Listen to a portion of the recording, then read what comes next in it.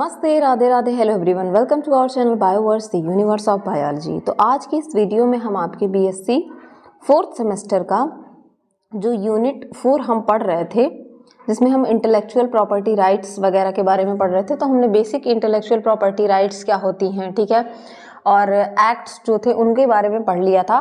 फिर हमने पढ़ा था कि इंटेलेक्चुअल प्रॉपर्टी राइट्स में आपके पेटेंट आते हैं, कॉपीराइट आता है, ठीक है, ट्रेडमार्क्स आते हैं, आपकी ग्राफिक डिज़ाइन, इंडस्ट्रियल डिज़ाइंस आते हैं, बहुत सारी चीज़ों के बारे में पढ़ा था। अब उन चीज़ों को थोड़ा हम डिटेल से पढ़ेंगे क्योंकि प्रीवियस ईयर में इनसे क्वेश्चन पूछे गए हैं। लेकिन उससे पहले अगर आप चैनल पे पहली बार आए, वीडियो को पहली बार देख रहे हैं, तो चैनल को लाइक शेयर सब्सक्राइब जरूर करें। और अगर डेली वीडियोस की आपको अपडेट चाहिए तो उसके लिए आप हमारा टेलीग्राम चैनल ज्वाइन कर लीजिए, जिसका लिंक डिस्क्रिप्शन में दिया हुआ है, ठीक है। और भी किसी इन्फॉर्मेशन के लिए आप हम इंस्टाग्राम भी ज्वाइन कर सकते हैं, कमेंट सेक्शन में पूछ सकते हैं। हर जगह आपको क्वेश्चन अगर आपका वैल्यूएबल रहेगा, स्टडी से रिलेटेड है, तो उसका आंसर जरूर दिया जाएगा, ठीक है। तो एक एक करके हम समझेंगे। सबसे पहले फर्स्ट ऑफ ऑल हम जानेंगे कि व्हाट इज पेटेंट, ठीक है। सबसे पहले हम पेटेंट के बारे में जानेंगे, पेटेंट क्या होता है, कितने टाइम के लिए होता है, किन किन चीजों पे दिया जाता है। Then we move for copyright, then we उसके बाद हम पढ़ेंगे आपका व्हाट इज ट्रेडमार्क, ट्रेडमार्क पढ़ेंगे, इन्फ्रिंजमेंट पढ़ेंगे, ठीक है। तीनों में डिफरेंस पढ़ेंगे क्या होता है। इस तरीके से हम एक एक चीजें आपकी क्रिस्टल क्लियर होती जाएंगी, ताकि यहाँ से अगर कोई भी क्वेश्चन पूछा जाए तो आप उसको कर ले जाए। अब WIPO की एक डेफिनेशन है। अब WIPO का फुल फॉर्म क्या है, ये आप कमेंट सेक्शन में बताएंगे। जिन भी बच्चों ने इसके पहले वाला क्लास किया है वो इसको जरूर बताएं। और बहुत सारे बच्चे पूछ रहे थे कि मैम 3rd यूनिट कहाँ है, तो अभी 3rd यूनिट पढ़ाई ही नहीं है, फर्स्ट के बाद डायरेक्ट 4th यूनिट आपको पढ़ाई जा रही है, ठीक है। तो यहाँ पे आप कमेंट सेक्शन में बताएंगे what is the full form of WIPO, और ये आपके प्रीवियस ईयर में पूछा गया क्वेश्चन है, तो इसलिए ये क्वेश्चन आपके लिए जरूरी है। अब पेटेंट क्या होता है। अब इसमें जैसा कि लिखा हुआ कि a patent is a exclusive right. Exclusive मतलब जो एक्सक्लूसिव, उस एक्सक्लूसिव वर्ड तब हम यूज करते हैं जब वो चीज किसी एक इंसान पर्टिकुलर, वो चीज किसी एक ही के पास हो, ठीक है। ग्रांटेड फॉर एक एक्सक्लूसिव राइट है, granted for an invention which is a product or a process that provides in general a new way of doing something or offers new technical solution to a problem। देखिए, patent उसको दिया जाता है, एक तरीके का exclusive right है, एक पर्सन के पास होता है, उस पर्सन को दिया जाता है उसकी इन्वेंशन के लिए, या तो वो किसी विच इज अ प्रोडक्ट, या तो कोई प्रोडक्ट हो सकता है, प्रोडक्ट का इन्वेंशन हो, या किसी प्रोसेस का इन्वेंशन हो, ठीक है, या कोई चीज, कोई प्रोसेस है उसको नई तरीके से करने का तरीका हो, उसके लिए पेटेंट दिया जाता है, ठीक है। To get a patent technical information about the invention must be disclosed to the public in patent application, ठीक है। जब आप क्या करते हैं, पेटेंट लेना होता है, तो आपको जो टेक्निकल इंफॉर्मेशन है उसको पब्लिक को बताना पड़ता है, ठीक है। इन्वेंशन का जो टेक्निकल इंफॉर्मेशन है वो आपको पब्लिक को बताना पड़ता है जब आपको पेटेंट दिया जाता है। ये जो डेफिनेशन है वो WIPO ने दी है। जो आप वर्ड इसका फुल फॉर्म बताइएगा, मैं नहीं बताऊंगी, ठीक है। इसका फुल फॉर्म आप कमेंट सेक्शन में बताएंगे। The protection through patent is granted for a limited period. देखिए, पेटेंट जो है एक लिमिटेड टाइम के लिए होता है, ठीक है, और ये लिमिटेड टाइम है 20 year from the filing date of the application. जिस दिन, मान लीजिए आज आपने ये डेट, आज के दिन आपने एप्लीकेशन डाला, किसी चीज का इन्वेंशन आपने किया, कोई प्रोडक्ट का, किसी प्रोसेस का, जो एक न्यू इन्वेंशन है उसका आपको पेटेंट कराना है, तो वो पेटेंट आज से लेके 20, आज के ही दिन 20 ईयर तक, ठीक है, आपका ये पेटेंट रहेगा। कुछ और भी टर्म एंड कंडीशन होती है, कभी कभी कुछ आगे बढ़ जाता है, लेकिन ये जो इसका बेसिक पीरियड है वो 20 ईयर का होता है। 20 ईयर के लिए पेटेंट मिलता है उस चीज का आपको, और फिर आगे आपको उसका पेटेंट फिर से लेना पड़ता है। तो इस बात का ध्यान रखा जाता है। ये आपके सिलेबस में देने का जो मकसद है कि आपको एक बेसिक चीज के, मान लीजिए आप आगे जाके आप खुद ही कोई इन्वेंशन करें, तो आपको पता रहे कि इस चीज के इन्वेंशन का पेटेंट आपके पास अगर होगा तो उसकी राइट्स आपके पास होंगी, क्योंकि अगर उस चीज को आपने खोजा है तो उससे होने वाले एडवांटेज, उससे होने वाली चीजें, उससे इफेक्ट आपके ऊपर पड़ेगा, तो इसलिए आपको पता होना चाहिए। एक हिस्ट्री का हार्ड लेसन है। ऑन February 14, 1876 में अलेक्जेंडर ग्राहम बेल, जिसको आप जानते हैं, ठीक है, उन्होंने एक अपैरेटस को खोजा, जिसको कि क्या कहते हैं, आपने टेलीफोन कहते हैं। उस अपैरेटस का उन्होंने खोज किया जिसमें आप क्या करते थे, transmit speech electrically beating out his rival, ठीक है। उस टाइम पे एलिसा ग्रे और कई सारे जो है साइंटिस्ट और डिस्कवरी कर रहे थे, लेकिन अलेक्जेंडर ग्राहम बेल ने किसकी डिस्कवरी की थी, अगर मैं इस तरीके से बनाना चाहूँ, फोन की डिस्कवरी की थी, ठीक है। जो क्या करता था, आप यहाँ से बात करते हैं, आपकी आवाज इंसान कहीं भी हो, अमेरिका में हो या इसी कंट्री में हो या किसी दूसरी कंट्री में हो, उस तक आपकी आवाज पहुंच जाती है, ठीक है। तो ये एक एक्सक्लूसिव क्या था, इन्वेंशन था। तो इसके लिए एक्सक्लूसिव राइट पेटेंट पहली बार किसको दिया गया था, in actuality grey design actually worked better but timing was all the mattered. इस टाइम पे इस चीज पे ना ग्रे ने काफी अच्छे से काम किया था, लेकिन टाइमिंग मैटर करती है। टाइमिंग किसकी अच्छी थी, ग्राहम बेल की अच्छी थी। तो जो ग्रे थे उन्होंने पेटेंट के लिए बाद में फिल किया। तो लॉ के अनुसार जो पेटेंट है टेलीफोन का वो किसको मिला, वो मिला ग्राहम बेल को। काम दोनों ने सेम चीज पे किया था और अच्छा काम था ग्रे का, ठीक है। एलिशा ग्रे का काम अच्छा था, लेकिन दिक्कत उनसे क्या हुई कि उन्होंने जो ये लॉ के तहत पेटेंट का जो एप्लीकेशन उसे लेट भरा, इसीलिए आज तक ऑफिशियल इन्वेंटर किसको माना जाता है कि ऑफिशियल इन्वेंटर ग्राहम बेल है, ठीक है। तो ये एक चीज है कि सोचिए डिस्कवरी दोनों एलिशा ग्रे ने ज्यादा अच्छे से की थी, ठीक है, लेकिन बाई जस्ट 2 आवर्स, 2 घंटे के डिफरेंस की वजह से एप्लीकेशन फॉर्म में ये इसका पेटेंट किसको मिल गया, इसका पेटेंट मिल गया ग्राहम बेल को। ये एक हार्ड लेसन है, एक हिस्ट्री के लेसन है। बोलते हैं ना कि आपको दूसरे की जिंदगी से सीखना चाहिए, तो आपको इस हिस्ट्री के लेसन से सीखना चाहिए कि आपको अपनी चीजों का पेटेंट करा लेना चाहिए, ठीक है।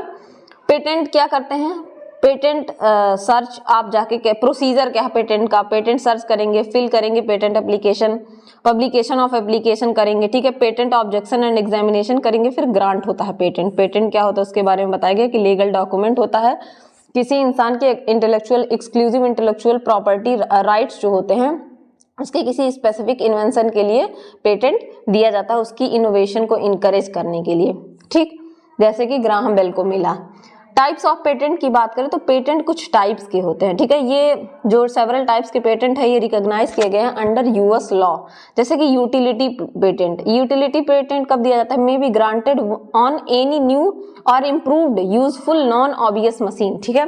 किसी यूजफुल इम्प्रूव्ड वैरायटी, मान लीजिए कोई मशीन पहले से बनी है, उसकी इम्प्रूव्ड वैरायटी, उसकी इम्प्रूव्ड टेक्निकल इंस्ट्रूमेंट का क्या किया गया, मैन्युफैक्चर किया गया, मशीन बनाई गई, उसके ऊपर मैन्युफैक्चर्ड आर्टिकल के ऊपर, process of composition of matter के ऊपर ये दिया जाता है यूटिलिटी पेटेंट। फिर आता है प्रोविजनल एप्लीकेशन फॉर पेटेंट। तो an optional first step toward a utility patent क्या होता है, प्रोविजनल एप्लीकेशन डाला जाता है, grant an immediate priority filing date and patent pending status for a full 12 month before an inventor files a fully utility patent application. तो आपको एक application file करनी पड़ती है 12 मंथ के पहले ही एक फुल्ली पेटेंट को, यूटिलिटी पेटेंट को पाने के लिए। डिजाइन पेटेंट ये क्या होता है, may be granted on any new original and ornamental design for a useful article, ठीक है, किसी ऑर्नामेंटल डिजाइन के लिए न्यू हो, ओरिजिनल उसके लिए। प्लांट पेटेंट ये प्लांट वैरायटी के लिए दिया जाता है, एनी न्यू और distinct variety of plant that can be asexually reproduce, जो एसेक्सुअली रिप्रोड्यूस की गई हो प्लांट हो उसके लिए भी पेटेंट मिलता है, ठीक है। पेटेंट इन इंडिया की बात करें तो 3 मार्च 1856 में a civil engineer and inventor named George Alfred de Penning, ये कोलकाता के, इंडिया में थे कैलकाटा, पहले कोलकाता का नाम कैलकाटा था, ठीक है। तो ये बात की जा रही है कब की, 1856 की। उस टाइम पे कोलकाता को कैलकाटा के नाम से जाना जाता था। इन्होंने क्या किया था, filled a petition for grant of exclusive privilege under this act for his invention. उन्होंने एक N efficient Punakha pulling machine बनाई थी, उसके लिए पहली बार इंडिया में पेटेंट के लिए अप्लाई किया था जॉर्ज अल्फ्रेड डी पेनिंग ने कैलकाता के, ठीक है, 3 मार्च 1856 को। एडवांटेज क्या है पेटेंट के, तो पेटेंट क्या क्या करता है, एडवांटेज सबसे बड़ी चीज है, किसी चीज का एडवांटेज होता है तभी उस चीज को अप्लाई किया जाता है, ठीक है। A patent gives you right to stop others from copying, आपकी चीज को कोई कॉपी ना कर ले। अगर आपके पास जैसे नीम का पेटेंट ही देख लीजिए, नीम का, हल्दी का पेटेंट, इसका पेटेंट बताइए किसने करा लिया था, आपके 12 में है ये बायोटेक्नोलॉजी वाले चैप्टर में, एप्लीकेशन वाले में, नीम और हल्दी का पेटेंट अमेरिका ने करा लिया था, लेकिन जबकि नीम और हल्दी हमारे इंडिया के हैं, ठीक है। बाद में इस पे हुआ तो उसका पेटेंट हमें मिला। पेटेंट अगर मान लीजिए हो गया तो नीम से अगर कोई भी चीज, अब दवाओं में नीम का कितना यूज है, हल्दी का कितना यूज है, तो उस इंसान से, फिर उस कंट्री से आपको उसका राइट लेना पड़ता है, उसके लिए आपको पे करना पड़ता है, ठीक है। तो इसलिए पेटेंट लेना जरूरी होता है। कोई कॉपी ना कर ले आपकी चीजों को, मैन्युफैक्चर ना करे, ठीक है। सेलिंग और importing your invention without your permission, आपकी इन्वेंशन को आपके परमिशन के बिना सेल ना कर दे, इसके लिए क्या करते हैं, हम पेटेंट करवाते हैं, ठीक है। फिलिंग ए पेटेंट, एक पेटेंट को अगर आपको मिल गया है तो इन्वेंटर के पास लीगल मोनोपोली हो जाती है, मतलब उस चीज को आप ही सेल कर सकते हैं, उसकी यूज, उसका मेक, उसका डिस्ट्रीब्यूशन, उसको इंपोर्ट करना, एक्सपोर्ट करना, किस टाइम पे किसको कितना देना है, ये सारी चीजें क्या करते हैं, आप ही कर सकते हैं। This keep other out of the market for invention which can be extremely profitable and beneficial. तो इससे आपका जो भी मार्केट में आप चीज रहेगी तो उससे बेनिफिट और इससे जो प्रॉफिट होगा वो आपको होगा, ठीक है। A patent holder can typically charge a premium for an invention because of the restricted competition. No one else is making a similar product. एक पेटेंट होल्डर, मान लीजिए आपके पास किसी चीज का पेटेंट है, उसके लिए आप क्या करते हैं, कुछ प्रीमियम चार्ज, कुछ पैसा चार्ज करते हैं, ताकि, क्योंकि उस तरीके का सिमिलर प्रोडक्ट कोई और बना नहीं सकता, क्योंकि पेटेंट आपके पास है, ठीक। सेम जैसे अभी जो डीप सीक AI जो है चाइना ने लॉन्च किया है, और उसके पहले ओपन AI, ठीक है, मेटा गूगल ने, ओपन AI गूगल ने, मेटा लॉन्च किया था, आपके मेटा AI लॉन्च किया है आपके मेटा ने, फेसबुक ने, ठीक है। तो उससे उनकी एक चिप लगती थी उस चीज के लिए, ठीक है। तो उस चीज को उन्होंने क्या किया, पेटेंट करा लिया, उसको और कहीं ट्रांसपोर्ट करने से बैन कर दिया, और उस चिप की बहुत जरूरत होती है AI बनाने में। लेकिन डीप सीक ने क्या किया, चाइना की डीप सीक ने उसका ऑल्टरनेटिव, जब आपके पास कोई चीज अवेलेबल नहीं होगी तो आप क्या करेंगे, उसका ऑल्टरनेटिव यूज करेंगे। तो उन्होंने अल्टरनेटिव यूज करके और नई अच्छी चीज बनाई, डीप सीक AI बनाई, जो और सभी से एक्यूरेट है। तो पेटेंट होने पे क्या होता है कि आप उस चीज को दूसरे को ना देना चाहें तो नहीं भी दे सकते हैं, ठीक है। An inventor can profit for selling license and selling the patent outright, उस पेटेंट को सेल करना, उसकी लाइसेंस, किसी चीज का लाइसेंस देना, उसका चार्ज करेगा। डिसएडवांटेज भी है पेटेंट का। Your patent application means making certain technical information about your invention publicly available. आप अगर पेटेंट ले रहे हैं किसी चीज का, तो आपको उस चीज को जो कुछ इन्फॉर्मेशन है, टेक्निकल इन्फॉर्मेशन है, उसके बारे में आपको बताना पड़ेगा। It might be keeping your invention secret may keep competitors at bay more effectively. इसकी वजह से क्या होगा, मान लीजिए कोई और अदर कॉम्पिटिटर है, आपका कुछ बनाना चाह रहा है, तो वो उससे उसको हेल्प मिल जाती है, तो ये थोड़ा सा डिसएडवांटेज होता है। अब ये क्या है कि ये लीगल लॉ है कि आपको उस पेटेंट का, जो इन्वेंशन का कुछ चीजें हैं, वो टेक्निकल इंफॉर्मेशन बताना पड़ता है, ठीक है। तो उसको कोई और उसका यूज करके अपनी चीजों को बना ले, तो ये थोड़ा सा क्या हो सकता है, डिसएडवांटेज हो जाता है। Applying for a patent can be very time consuming and lengthy process. ये बहुत टाइम कंज्यूमिंग होता है, लेंदी होता है, 3 से 4 साल लग जाते हैं। मार्केट्स में चेंज और टेक्नोलॉजी में overtake your invention by the time you get a patent. ऐसा हो कि जब तक आप पेटेंट पाएं, उस चीज मार्केट से वो चीज आउटरेटेड हो जाए, खत्म हो जाए, उसका यूज ना हो, तो ये थोड़ा सा डिसएडवांटेज होती हैं। हर चीज, हर सिक्के के 2 पहलू होते हैं, ठीक है। उसी तरीके से हर चीज का एडवांटेज डिसएडवांटेज सब होता है। तो ये हो गया patent. Now we are moving on copyright. What is copyright, ठीक है। पहले अभी हमने पढ़ा पेटेंट, कॉपीराइट। कॉपीराइट क्या है, या इसे ऑथर्स राइट भी कहते हैं। Copyright is also known as author's right, ठीक है। इज अ लीगल टर्म, एक लीगल टर्म है जो किस लिए यूज किया जाता है, किस राइट को डिस्क्राइब करने के लिए, क्रिएटर क्या हो, लिटरेसी पे, ठीक है। आर्टिस्टिक वर्क कोई है, आपका आर्ट का वर्क है, ठीक है। Work covered by copyright range from book. इसमें क्या क्या चीजें, कॉपीराइट आपको किस किस चीज का मिलता है, बुक के ऊपर। जैसे आप गाने पे, यूट्यूब पे ही मान लीजिए आप कोई गाना लगाते हैं, तो क्या होता है, मान लीजिए जैसे यूट्यूब चैनल मेरा है और वो जो गाना है वो उस पे उस इंसान ने कॉपीराइट लिया, तो अगर मैं उस गाने को यूज करूंगी तो मेरे यूट्यूब चैनल पे तुरंत दिखाएगा कि कॉपीराइट आपका आ गया है आपके उस पे, क्योंकि ये जो है ये किसी ने उसका कॉपीराइट ले रखा है, वो उस इंसान का म्यूजिक है, ठीक। तो ये होता है पेंटिंग पे, स्कल्पचर पे, मतलब जो ये मूर्तियां होती है इस तरीके से, उन पे, फिल्म्स पे, कंप्यूटर प्रोग्राम्स पे, डेटाबेस पे, एडवर्टाइजमेंट पे कॉपीराइट होता है, मैप्स पे, टेक्निकल ड्राइंग्स पे, इन सब चीजों पे कॉपीराइट मिलता है, ठीक है। What can be protected under copyright, तो वही चीज नीचे लिखी गई है। Film, musical composition, choreography, artistic work जैसे कि painting, drawing, photograph, sculpture, architecture, advertisement, map, technical drawing, ये सारी चीजें कॉपीराइट के अंडर आती हैं। एक कॉपीराइट एक्ट आया था 1957 में।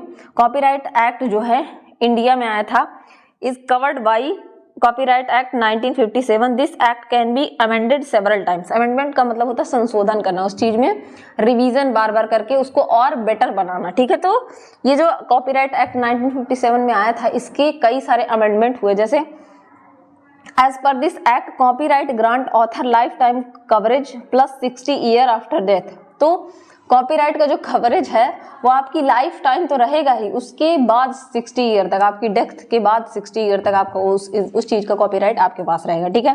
कॉपीराइट एक्ट 1957 को अमेंड किया गया, संशोधित किया गया 1984 में, और इसमें इंक्लूड किया गया कंप्यूटर प्रोग्रामिंग को, ठीक है। फिर इसमें इसको विथ डिफिनीशन लिटरेरी वर्क को भी इसमें डाला गया, ठीक है।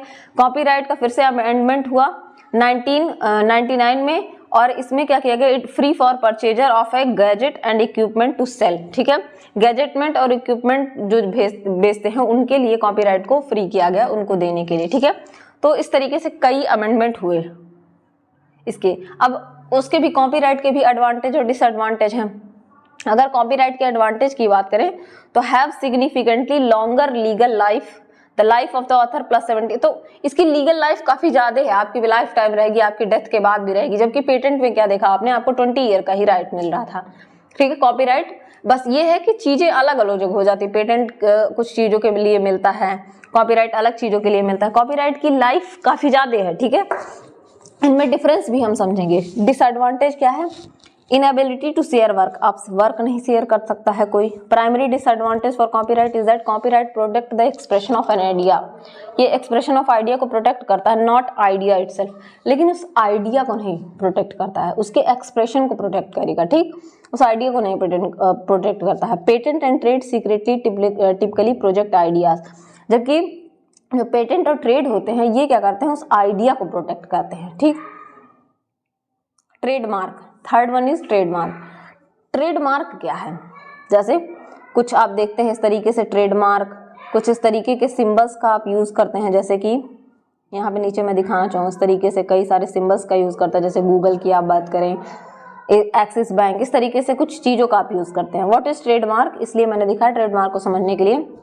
एक ट्रेडमार्क क्या हो सकता है, एक ट्रेडमार्क कोई वर्ड हो सकता है, जैसे GOGLE गूगल, आप देखते हैं डिफरेंट कलर में आपको देखने को मिलता है। कोई सिंबल हो सकता है, इस तरीके से आप सिंबल देखते हैं, कोई सिंबल हो सकता है, कोई डिजाइन हो सकता है, कॉम्बिनेशन ऑफ वर्ड हो सकता है या फ्रेज हो सकता है, सिंबल जैसे स्टारबक्स, ठीक है, सिंबल हो सकता है, डिजाइन हो सकता है, जो आइडेंटिफाई करता है और डिस्टिंग्विश करता है सोर्स ऑफ द गुड्स और service of one enterprises from other. ये किसी की कंपनी है और ये किसी दूसरे की कंपनी है, दोनों का लोगो उस कंपनी को क्या करता है, डिफरेंशिएट करता है कि ये एक्सिस बैंक है और ये SBI है, दोनों का लोगो क्या है, अलग है। दिस इज ट्रेडमार्क, ठीक है। ए ट्रेडमार्क इज अ साइन, एक साइन है किसी इसी तरीके का कोई भी साइन है, एक साइन हो सकता है जो क्या करता है, डिस्टिंग्विश करता है। डिस्टिंग्विश का मतलब होता है अलग करना, द गुड्स और सर्विसेज ऑफ वन इंटरप्राइजेस, एक इंटरप्राइजेस की गुड्स और सर्विसेज को दूसरी इंटरप्राइज से अलग करना क्या कहलाता है, ट्रेडमार्क कहलाता है। Trademark are protected by intellectual property right, ये डेफिनेशन किसने दी है, WIPO ने, ठीक है। The term trademark is registration can vary but usually 10 years के लिए होता है। तो आपने पढ़ा पेटेंट 20 ईयर के लिए, कॉपी लाइफ टाइम के बाद भी, और ट्रेडमार्क में मैक्सिमम 10 ईयर्स का, उससे ज़्यादा भी हो सकता है। इट कैन बी रिन्यूड, इसको रिन्यू आप करा सकते हैं। Identify and indefinitely on payment of additional fee, payment additional fee pay करके आप इसको रिन्यू करा सकते हैं। ट्रेडमार्क राइट्स प्राइवेट राइट्स, ये प्राइवेट राइट होते हैं। Protection is enforced through court orders, इसका प्रोटेक्शन कोर्ट के थ्रू होता है।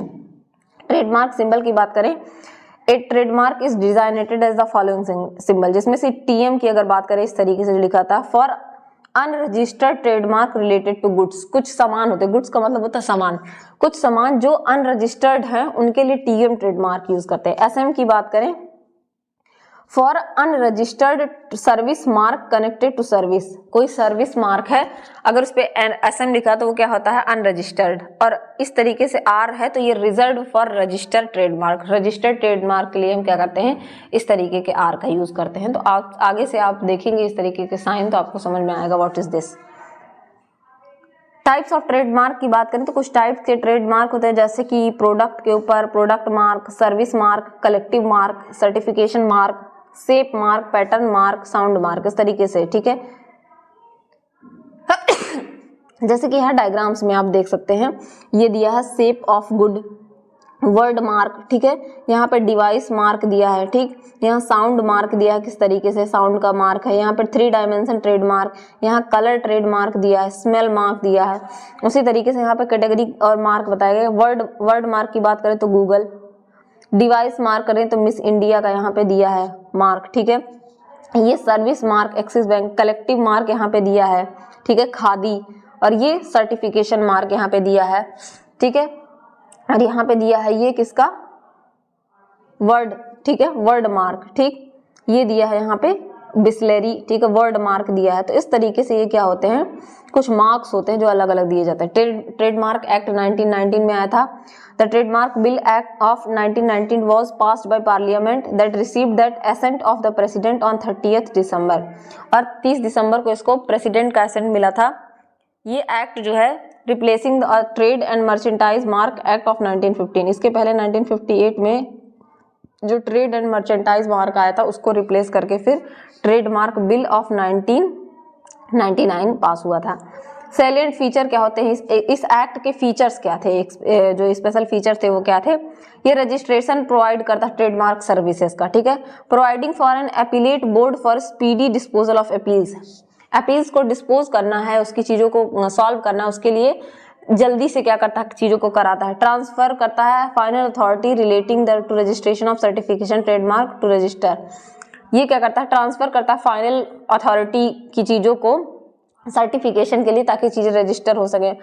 Enhanced providing enhanced punishment for the offence related to trademark, अगर कोई ट्रेडमार्क से रिलेटेड ऑफेंस करता है, चीज़ें बिगाड़ने की कोशिश करता है तो उसको पब्लिक क्या करता है पनिशमेंट भी प्रोवाइड कराता है, पनिशमेंट देता है। एडवांटेज ट्रेडमार्क के क्या है, protect your hard earn goodwill in the business, जो आपने बिजनेस में चीज़ें अचीव की हैं उसी तरीके से, जैसे स्टारबक्स का लोगो आप नहीं यूज़ कर सकते, वो स्टारबक्स ही यूज़ कर सकता है, तो उसको प्रोटेक्ट करना, या बहुत सारी चीज़ों के लोगो हैं, ठीक है। प्रोटेक्ट योर नेम, अपने नेम को प्रोटेक्ट करना, ब्रांड नेम को प्रोटेक्ट करना, सिमिलर फैशन की कोई चीज़ ना आ सके उसको प्रोटेक्ट करने के लिए। Gives your product A status of branded goods, आपके प्रोडक्ट को स्टेटस मिल जाता है कि ये स्टारबक्स का है, ये आपके एडिडास का है, ये लुई विटॉन का है, ठीक है, इस तरीके से चीज़ें होती हैं। डिसएडवांटेज क्या है, कॉस्ट एंड रिन्यूअल फीस ज़्यादा होती है, रजिस्ट्रेशन में काफ़ी मेहनत करनी पड़ती, हार्डल्स होते हैं। If you can change the trademark you may need a new registration, अगर आपने अपना ट्रेडमार्क चेंज किया तो आपको न्यू रजिस्ट्रेशन करानी पड़ेगी उसके लिए, तो लीगल चीज़ें ज़्यादा इसमें प्रॉब्लम करती हैं, ठीक। Now we are going to understand the difference between patent, copyright and trademark. Okay, first is trademark, this one is trademark, this one is patent, और ये रहेगा आपका कॉपीराइट। ये थोड़ा सा स्लाइड बनाते वक्त मिसप्रिंट हो गया है तो इसको आप समझिएगा। एक ट्रेडमार्क क्या प्रोटेक्ट करता है, यहाँ से हम समझेंगे कि एक ट्रेडमार्क क्या प्रोटेक्ट करता है, पेटेंट क्या प्रोटेक्ट करता है, कॉपीराइट। एक ट्रेडमार्क क्या है, एक वर्ड है या फ्रेज है, कॉम्बिनेशन है जो एक सर्विस को, ठीक है, दूसरी सर्विस से अलग करने का काम करता है। कॉपीराइट क्या होता है, टेक्निकल इन्वेंशन जैसे कि केमिकल कंपोजिशन, जैसे फार्मास्यूटिकल ड्रग्स हो गए, ठीक है, दवाइयाँ हो गई, मशीनरी हो गई, मशीन्स हो गई, ठीक है, और म्यूजिक हो गए, उन म्यूजिक कंपोजर्स को क्या करता है ये कॉपीराइट देता है। जबकि पेटेंट जो है वो किसको, फार्मास्यूटिकल ड्रग्स हो गए, मैकेनिकल प्रोसेस हो गए, मशीन हो गई, मशीन डिजाइन हो गई, इन सब चीज़ों पे पेटेंट मिलता है। कॉपीराइट किस पे मिलता है, कॉपीराइट जैसे नॉवेल, लिटरेरी वर्क पे, म्यूजिक पे, मूवी पे, सॉफ्टवेयर कोड पे, फोटोग्राफ पे, इन सब चीज़ों पे क्या होता है, कैनवा हो गया, फिल्म हो गया, डिजिटल फॉर्मेट है चीज़ों की, उन पे क्या मिलता है, कॉपीराइट मिलता है। अगर एग्जांपल्स की बात करें तो आपके ट्रेडमार्क का एग्जांपल जैसे कोको कोला को रिप्रेजेंट करने वाला ये, ठीक। पेटेंट की बात करें new type of hybrid engine, hybrid engines वगैरह पे, ठीक है।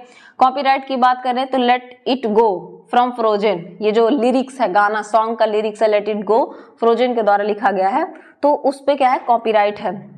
बेनिफिट्स अब मैंने तीनों के बताई हैं, आप यहाँ से भी देख सकते हैं, दो डिफरेंस भी आपको समझ में आया होगा।